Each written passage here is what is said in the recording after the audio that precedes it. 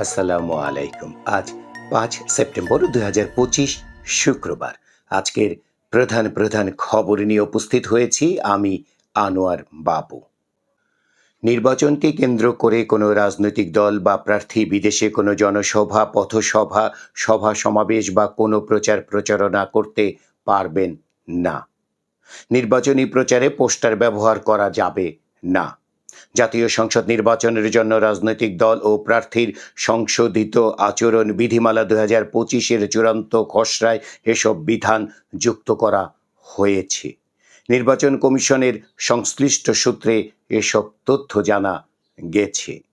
নির্বাচন কমিশনের সিনিয়র সচিব আক্তার আহমেদ জানান, সংশোধিত আচরণ বিধিমালার চূড়ান্ত খসড়া ভেটিংয়ের জন্য গত মঙ্গলবার আইন মন্ত্রণালয়ে পাঠানো হয়েছে। বাংলাদেশে আগামী ফেব্রুয়ারিতে অনুষ্ঠেয় জাতীয় নির্বাচনের বিষয়ে পূর্ণ সমর্থন জানিয়েছে জাতিসংঘ। পাশাপাশি এই নির্বাচন অনুষ্ঠানে সহযোগিতার বিষয়েও প্রতিশ্রুতি দিয়েছে বিশ্ব সংস্থাটি। বাংলাদেশে জাতিসংঘের আবাসিক সমন্বয়ক গোয়েস লুইস গতকাল বৃহস্পতিবার রাজধানীতে রাষ্ট্রীয় অতিথি ভবন যমুনায় প্রধান উপদেষ্টা ডক্টর মোহাম্মদ ইউনূসের সঙ্গে সাক্ষাৎ করে এ প্রতিশ্রুতি দেন।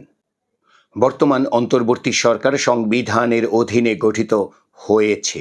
সংবিধানের অধীনে গঠিত কোনো সরকার রাষ্ট্রীয় ক্ষমতা ব্যবহার করে বিদ্যমান সংবিধানের স্থলে নতুন সাংবিধানিক ব্যবস্থা প্রবর্তন করলে সেটি বিপ্লব নয়, বরং কু হিসেবে গণ্য হবে বলে জানিয়ে দিল বিএনপি। দলটি বলেছে, জুলাই গণ অভ্যুত্থানের পর গঠিত অন্তর্বর্তী সরকারকে কোনো দল বা গোষ্ঠী এরূপ অসম্মানজনক পথে ঠেলে দেওয়ার চেষ্টা করলে সেটি হবে জাতির জন্য অত্যন্ত দুঃখজনক। জুলাই সনদ বাস্তবায়ন নিয়ে জাতীয় ঐকমত্য কমিশনকে পাঠানো ৩ পৃষ্ঠার মতামতে এসব কথা বলেছে বিএনপি। এতে জুলাই সনদ বাস্তবায়নের ৩টি সুনির্দিষ্ট সুপারিশও করেছে দলটি। বিএনপি তাদের মতামতে বলেছে, সাংবিধানিক ধারাবাহিকতা ক্ষুণ্ণ করার বিপজ্জনক চেষ্টা বর্তমান রাজনৈতিক পরিস্থিতিতে বাস্তবসম্মত নয়। দলটি সংবিধান সংস্কার বিষয়ক সুপারিশ নির্বাচিত জাতীয় সংসদের মাধ্যমে ২ বছরের মধ্যে বাস্তবায়ন চায় বলেও জানিয়েছে। জাতীয় ঐকমত্য কমিশন সূত্রে জানা গেছে, জুলাই সনদ বাস্তবায়ন পদ্ধতির বিষয়ে সংলাপে অংশ নেওয়া ৩০টি দল ও জোটের কাছে মতামত চাওয়া হয়। গতকাল বৃহস্পতিবার পর্যন্ত বিএনপি সহ ২৭টি দল তাদের মতামত দিয়েছে। জামায়াতে ইসলামী আগামীকাল শনিবার বাস্তবায়ন পদ্ধতির বিষয়ে মতামত জমা দেবে। অন্যদিকে জুলাই সনদ বাস্তবায়নের পদ্ধতির বিষয়ে বিশেষজ্ঞদের সঙ্গে বৈঠক করেছে এনসিপি। সেগুলো নিয়ে গতকাল রাতে দলীয় ফোরামে আলোচনার ভিত্তিতে সুপারিশ তৈরি করে কমিশনে মতামত জমা দেওয়ার কথা রয়েছে এনসিপির। জাতীয় পার্টির চেয়ারম্যান জি এম কাদের ও তার স্ত্রী শেরিফা কাদেরের দেশ ত্যাগে নিষেধাজ্ঞা জারি করা হয়েছে। দুর্নীতি দমন কমিশনের আবেদনের প্রেক্ষিতে ১ সেপ্টেম্বরে ঢাকার মহানগর দায়রা জজ ও জ্যেষ্ঠ বিশেষ জজ আদালতের ভারপ্রাপ্ত বিচারক মোহাম্মদ ইব্রাহিম মিয়া এই নিষেধাজ্ঞা জারি করেন। বিমানবন্দরের নিরাপত্তার জন্য স্বরাষ্ট্র মন্ত্রণালয়ের আওতায় এয়ার গার্ড অব বাংলাদেশ নামে নতুন একটি অধিদপ্তর গঠনের চিন্তা করেছে সরকার। দেশে গত একদিনে ডেঙ্গুতে আক্রান্ত হয়ে হাসপাতালে ভর্তি হয়েছে ৩৬৩ জন। এবছর মশাবাহিত এ রোগে হাসপাতালে ভর্তির সংখ্যা বেড়ে দাঁড়িয়েছে ৩৩,৩০৯ জন। এ সময় ডেঙ্গুতে ৩ জনের মৃত্যু হয়েছে। এ নিয়ে ডেঙ্গুতে এবছর মৃতের সংখ্যা বেড়ে ১৩০ জন হয়েছে। ঘটনাবহুল প্রচার পর্ব শেষের দিকে। আর কয়েকদিন পরেই ঢাকা বিশ্ববিদ্যালয় কেন্দ্রীয় ছাত্র সংসদ ডাকসু নির্বাচন। সংগঠনগুলো সংবাদ সম্মেলন, অনলাইন প্রচার ও জনসংযোগ সহ নানা কার্যক্রম চালিয়ে যাচ্ছে ভোটারদের আকৃষ্ট করতে। প্রচারের এ পর্যায়ে চলে এসেছে নারী ভোটারদের মন জয়ে দৌড় ঝাঁপ। বিশেষ করে নারী শিক্ষার্থীদের হলে বিভিন্ন প্যানেলের প্রার্থীদের জোর তৎপরতা চলছে। ক্যাম্পাসের নানা প্রান্তে উৎসবমুখর পরিবেশে চলছে নির্বাচনের প্রচারণা। ঘুরে ঘুরে শিক্ষার্থীদের হাতে ধরিয়ে দেওয়া হচ্ছে লিফলেট। এক্ষেত্রে নারী শিক্ষার্থীদের মনোযোগ আকর্ষণের চেষ্টা চোখে পড়ার মতো। ভোটারদের প্রায় অর্ধেক নারী হওয়ায় তাদের দিকে বাড়তি গুরুত্ব দিতে বাধ্য হচ্ছে সংগঠন ও জোটগুলো। 2004 সালের 21 আগস্ট গ্রেনেড হামলা মামলায় বিএনপির ভারপ্রাপ্ত চেয়ারম্যান তারেক রহমান, সাবেক স্বরাষ্ট্র প্রতিমন্ত্রী লুৎফুজ্জামান বাবর সহ সব আসামি আপিল বিভাগেও খালাস পেয়েছেন। হাইকোর্টের রায়ের বিরুদ্ধে রাষ্ট্রপক্ষের করা আপিল খারিজ করে গতকাল বৃহস্পতিবার প্রধান বিচারপতি সৈয়দ রেফাত আহমেদের নেতৃত্বাধীন আপিল বিভাগ এ রায় দেন। ফলে হাইকোর্টের রায় আপিল বিভাগে বহাল রইল। আন্তর্জাতিক অপরাধ ট্রাইব্যুনাল আইনে কারো বিরুদ্ধে আনুষ্ঠানিক অভিযোগপত্র গৃহীত হলে ওই ব্যক্তি সংসদ সদস্য নির্বাচিত হওয়া বা বহাল থাকার যোগ্যতা হারাবেন। একইভাবে তিনি স্থানীয় সরকার পরিষদ বা প্রতিষ্ঠানের সদস্য, কমিশনার, চেয়ারম্যান, মেয়র বা প্রশাসক পদে নির্বাচিত হওয়া বা বহাল থাকারও অযোগ্য হবেন। গতকাল বৃহস্পতিবার রাজধানীর ফরেন সার্ভিস একাডেমিতে আয়োজিত এক প্রেস ব্রিফিংয়ে প্রধান উপদেষ্টার প্রেস সচিব শফিকুল আলম এসব তথ্য জানান। জাতীয় পরিচয়পত্র এনআইডি হারিয়ে গেলে তা পুনরায় নিতে এখন থেকে আর নাগরিকদের সাধারণ ডায়েরি অর্থাৎ জিডি করতে হবে না। নাগরিকদের ভোগান্তি কমাতে জিডি করার এই বাধ্যবাধকতা তুলে দিয়েছে নির্বাচন কমিশন। কক্সবাজার সৈকত সংলগ্ন ঝাউবন থেকে ঝুলন্ত অবস্থায় স্থানীয় এক সাংবাদিকের মরদেহ উদ্ধার করেছে পুলিশ। গতকাল বৃহস্পতিবার সকাল 9টার দিকে শহরের মোটেল শৈবালের গলফ মাঠের একটি ঝাউ গাছ থেকে মরদেহটি উদ্ধার করা হয়।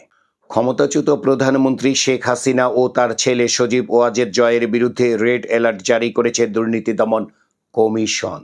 চট্টগ্রাম বিশ্ববিদ্যালয়ের শিক্ষার্থী গ্রামবাসী সংঘর্ষে গুরুতর আহত সমাজতত্ত্ব বিভাগের 4র্থ বর্ষের ছাত্র মোহাম্মদ মামুনের মাথায় অস্ত্রোপচার করা হয়েছে। তার মাথার খুলি খুলে সংরক্ষিত রাখা হয়েছে ফ্রিজে। অন্যদিকে 5 দিনও জ্ঞান ফেরেনি আন্তর্জাতিক সম্পর্ক বিভাগের 4র্থ বর্ষের আরেক ছাত্র ইমতিয়াজ আহমেদ সায়েমের। মামুনের মাথায় লেখা, হার নেই, মাথায় চাপ দিবেন না। এদিকে সংঘর্ষের ঘটনায় মোহাম্মদ হান্নান নামের মামলার এজাহারভুক্ত এক আসামিকে গ্রেপ্তার করে র্যাব গতকাল বৃহস্পতিবার পুলিশের কাছে হস্তান্তর করেছে। চট্টগ্রামে সড়ক অবরোধ করে বিক্ষোভ করেছেন কারিগরি শিক্ষার্থীরা।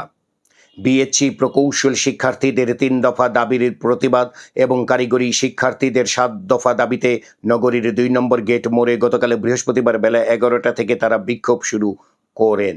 বিক্ষোভে চট্টগ্রাম পলিটেকনিক্যাল ইনস্টিটিউট ও শ্যামলী আইডিয়াল পলিটেকনিক্যাল ইনস্টিটিউটের কয়েকশো শিক্ষার্থী অংশ নেন। নারায়ণগঞ্জে বৈষম্য বিরোধী ছাত্র আন্দোলনের সময় সংগঠিত হত্যাকাণ্ডের ঘটনায় দায়ের 5টি হত্যা মামলার চূড়ান্ত প্রতিবেদন দিয়েছে পুলিশ।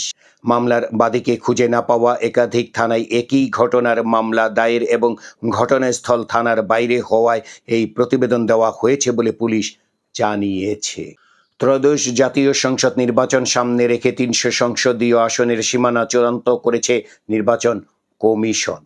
এতে গাজীপুর জেলায় আসন 5টি থেকে বাড়িয়ে 6টি এবং বাগেরহাটে 4টি থেকে একটি কমিয়ে 3টি আসন করা হয়েছে।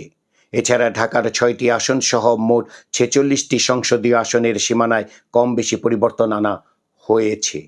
গতকাল বৃহস্পতিবার নির্বাচন কমিশনের সিনিয়র সচিব আক্তার আহমেদ স্বাক্ষরিত সীমানা চূড়ান্ত করে গেজেট প্রকাশ করা হয়।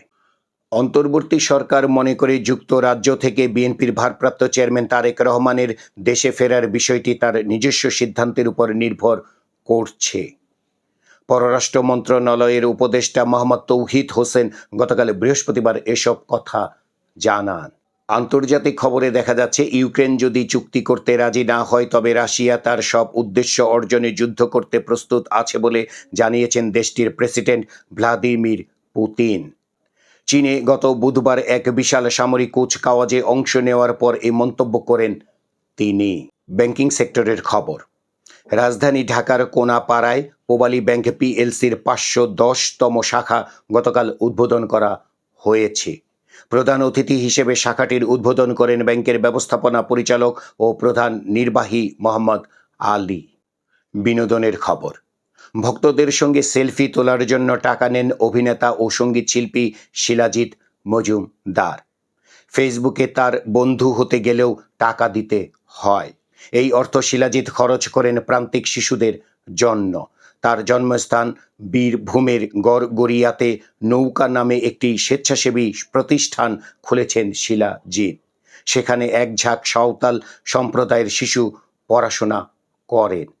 সংস্কৃতি চর্চার পাশাপাশি যোগ ব্যায়ামও শেখানো হয় তাদের। এই ছিল আজকের প্রধান প্রধান খবর। আমাদের এই খবর নিয়ে আপনাদের যদি কোনো মতামত থাকে তাহলে কমেন্ট বক্সে জানাতে পারেন। আর আমাদের এই চ্যানেলটি সাবস্ক্রাইব করে আমাদের সাথেও থাকতে পারেন।